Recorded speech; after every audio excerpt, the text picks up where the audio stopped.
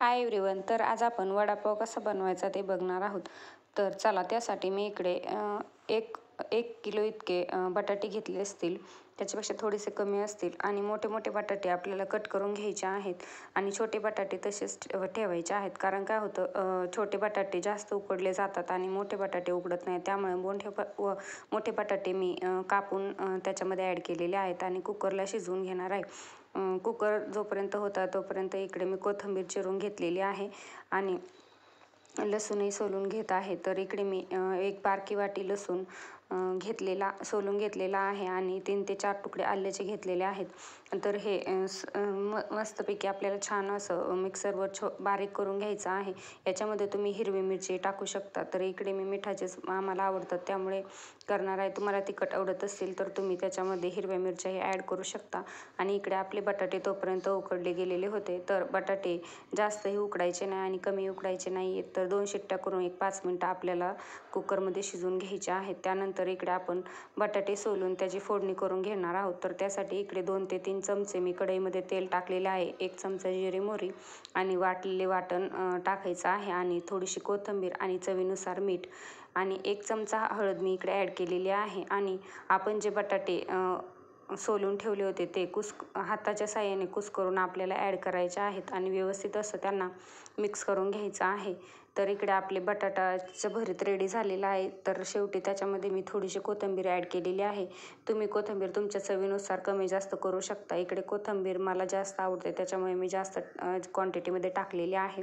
तर इकडे आपलं भरीत झालेलं आहे. तर ते आपण 10 मिनटं थंड करून घ्यायचं आहे. तर मी इकडे फॅन खाली थंड होण्यासाठी ठेवून दिलेलं आहे.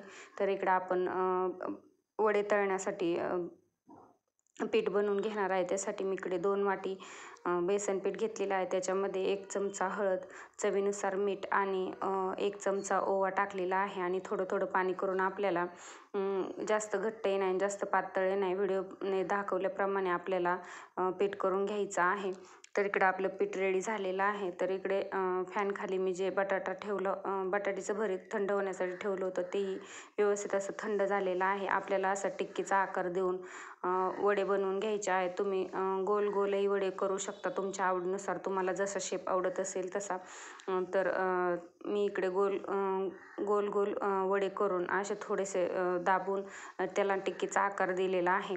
तर इकडे आपले वडे रेडी झालेले आहेत. तर इकडे वडापाव म्हटलं की हिरव्या मिरच्या तर येणारच. तर हिरव्या मिरच्या मी इकडे 10 ते 15 हिरव्या मिरच्या घेतलेल्या आहेत आणि त्यांना मध्ये असा काप द्यायचा आहे. डायरेक्ट आपल्याला तेलामध्ये आपल्याला हिरव्या मिरच्या टाकायच्या नाही, कारण त्या अंगावर उडतात.